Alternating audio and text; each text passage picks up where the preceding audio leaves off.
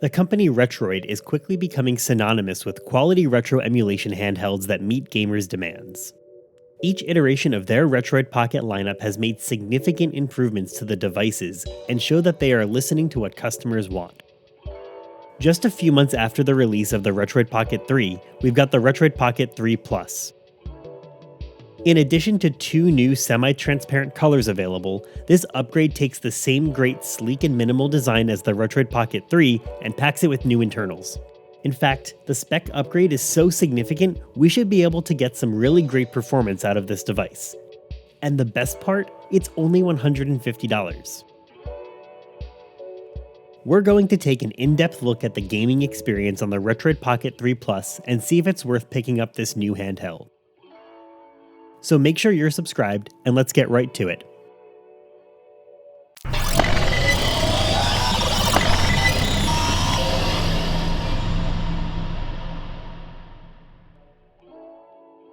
The unboxing experience of the Retroid Pocket 3 Plus is what you'd expect. It's nice and simple, containing just the device, a screen protector, a short instruction manual, and a USB-C cable. The 3 Plus specs include an 8-core Unisoc Tiger T618 processor, 4GB of RAM, 128GB of internal storage, and a 4500 mAh battery. Compared to the Retroid Pocket 3, this is a pretty big upgrade. It's got a pretty big CPU boost, up to double the amount of RAM, 4 times the internal storage, and even a slightly larger battery. The device looks and feels as great as the previous version. With this new semi-transparent color, I actually feel like the plastic has a little bit more grip to it, which definitely feels good. The biggest difference with the 3 Plus is actually the ABXY buttons. The Retroid Pocket 3 Plus comes with rubber membrane buttons. This is pretty different feeling than the Retroid Pocket 3's clicky buttons. Comparing the two, I wish the 3 Plus came with the clicky buttons instead. They are pretty satisfying and have much less travel. As far as the color scheme, I'm actually not a huge fan of these Super Famicom-styled ABXY buttons. It would have fit the aesthetic of this device much better having the black ones like my previous model. Other than that, the device really is about the same. It's got that same bright and vivid 5-inch touchscreen, a good clicky D-pad, 2 analog sticks with L3 and R3 functionality, stacked trigger buttons that are nice and clicky, although it would be great to start seeing analog triggers on these devices, especially as we get into better GameCube emulation. There's a micro HDMI out at the top of the device, and that's also where the power and start select buttons are located. Along the bottom of the device is where the micro SD card slot is, along with the USB-C charging port. On either sides of the device, we have the volume rocker and a home button. In my review of the Retroid Pocket 3, I mentioned that I was not a fan of the Start Select placement or the home button placement. While I do still feel the same with the 3 Plus, I am much less bothered by the Start Select placement, but would really like to see a reworked position for the home button. When it comes to the software of the Retroid Pocket 3 Plus, it's pretty much identical to the previous model. It runs Android 11 and comes with its own Retroid setup wizard and games launcher that's quite easy to go through.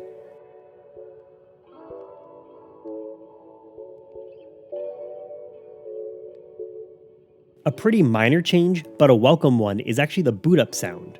I usually keep my device in sleep mode, but if I do ever need to restart, I definitely prefer the subtle boot up sound from the 3 Plus.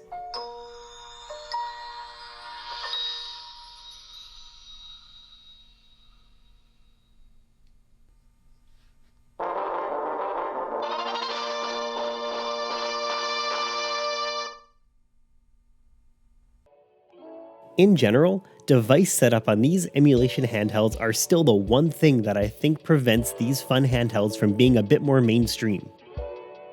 Even if you're upgrading from the Retroid Pocket 3, you'll still need to go through the standard device setup process. The one thing that you can do to skip ahead is if you have an SD card, depending on how you set it up, you can actually just pop it right into the 3 Plus and you'll get a massive head start. Getting right into gaming, I really wanted to see how much farther this extra power is going to get us when it comes to harder to emulate systems. If you are still curious about lower end systems though, I've got some pretty in-depth looks at gameplay in my Retroid Pocket 3 review. So with that in mind, let's skip right to the big stuff. Let's start with PSP. PSP performance was definitely not lacking with the Retroid Pocket 3. In fact, it's been some of the best performance in a budget handheld we've seen so far. The only game that was proving difficult to emulate without additional tweaks was the usual game, God of War Chains of Olympus. So of course, that's the first game we'll take a look at. God of War played at a relatively steady 60 frames per second at 2x resolution. There were some frame dips here or there, but overall, this game looks and performs great. Taking a look at some other games and increasing the rendering resolution, the experience was just fantastic. Most games worked perfect at a 3x resolution.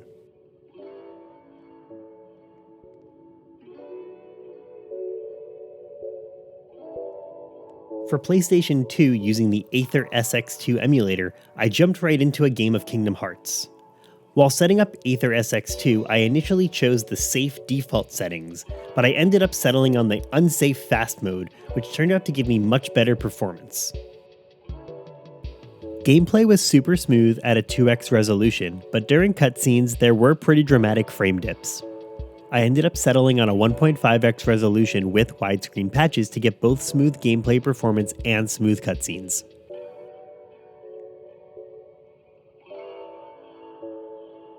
Comparing this to the Retroid Pocket 3, I wasn't even able to run around the first area at 1x resolution.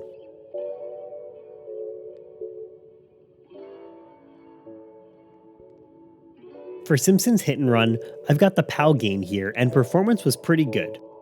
I did have some weird audio playback issues sometimes, but it was nothing major and I'd still say that this game was fully playable. The circle button is your brake in reverse, and the square button, and the square button, and the square button is your handbrake.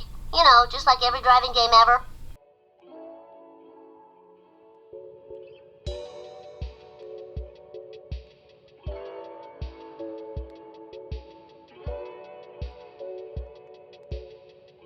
I also tried out God of War, and after some messing around, I got nearly 60 frames per second of performance. There are definitely dips in frames, and it happens kind of often, so I don't think I'd say it's fully playable, but it feels so close.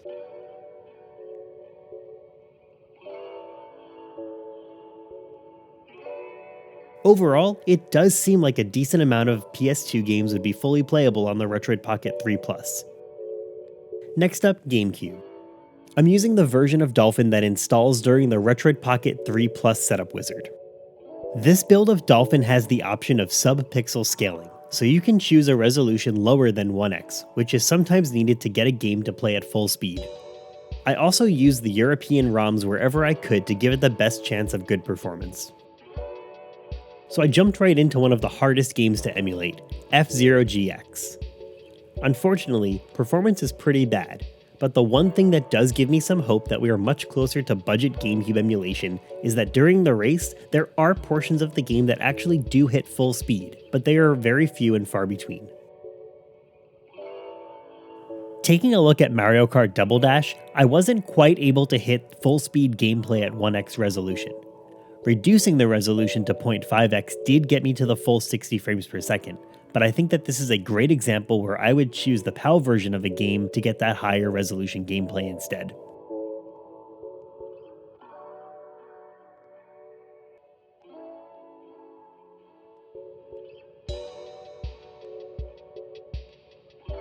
Wind Waker runs really well at a 1x resolution and looks great with widescreen patches enabled.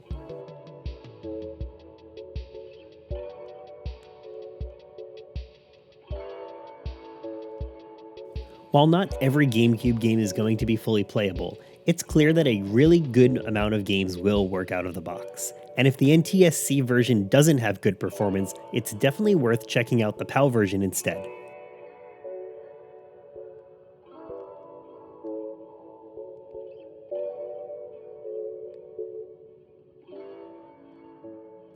Moving over to take a quick look at Wii performance, I gave Sonic Colors a try, and despite best efforts, I wasn't able to get this game to run even close to full speed.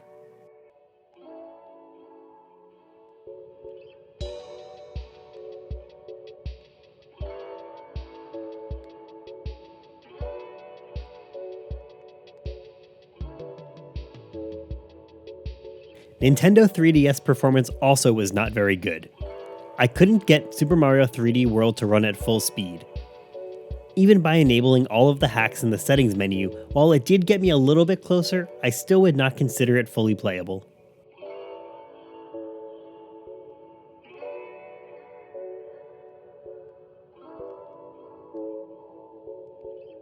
I always like to see how far I can push PS1 emulation since it's been pretty much perfected. So while it's no surprise the 3 Plus emulates PS1 just fine, I wanted to increase the resolution as much as possible and with widescreen hacks. You can really bump up the resolution on these PS1 games. For Spyro 1, I was able to bump up the resolution to 6x, which is 1440p. While this is definitely overkill for a screen this size, it's great to know it can actually handle it though. Dreamcast is another system that shines on this device. Upscaling the resolution and enabling widescreen patches is an awesome experience. The Retroid Pocket 3 Plus handled everything I threw at it, and every game looked and ran great.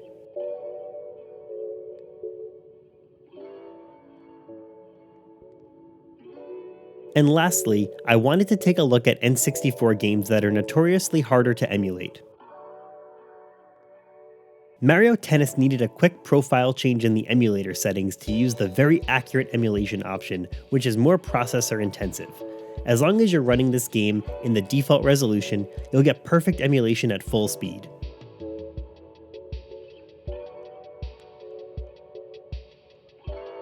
The Retroid Pocket 3 was a perfect Xbox Game Pass streaming device. I was curious if the extra RAM or processing power of the Retroid Pocket 3 Plus would make any discernible difference. It didn't seem to, which isn't a bad thing. Game streaming quality looks pretty good, and the game felt very responsive, but this is more dependent on your internet than the device itself. Looking at some more demanding Android gaming titles, I decided to see how far we can push the graphic settings of Genshin Impact. Thankfully, the 3 Plus has 128GB of internal storage, because the download of Genshin Impact was 19GB. The download for this game takes forever, and during that time I realized how hot the 3 Plus can get. The sidebar at one point was reading 64 degrees Celsius, that's 145 degrees Fahrenheit. Once you get through the initial asset download, my device immediately cooled down, which is definitely a good sign. In-game, the graphics default to the lowest 30 frames per second, but you can tweak some settings to get better graphics. I wasn't able to find a good balance that also got me a steady 45 frames per second though. Taking a look at the Android version of Grand Theft Auto San Andreas, the Retroid Pocket 3 Plus had no problem boosting all the graphic settings to the max. Looking at the performance of this device, I think it's clear that the Retroid Pocket 3 Plus brings meaningful upgrades to the table.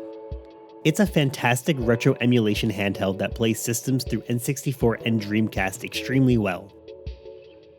It has the added benefit of being able to play a decent amount of GameCube and PlayStation 2 games. I really like the increased internal storage, which makes having a bunch of Android games installed much more possible. My only slight hesitation is how quickly Retroid iterated from the 3 to the 3 Plus. I do have a small question in the back of my mind. Will it only be a few months until the Retroid Pocket 4? But that will always be the question in the retro handheld market. So if you're looking at what's out there right now, the Retroid Pocket 3 Plus is a fantastic option. As for me, the Retroid Pocket 3 has earned a spot as my always have on me device, considering it's just so portable. But what do you think? Are you considering the Retroid Pocket 3 Plus? Are you waiting for something more powerful? Did you already pick up the 3? Let me know your thoughts down in the comments. Don't forget to like the video and subscribe so you don't miss out on new handheld gaming devices, and thanks for watching.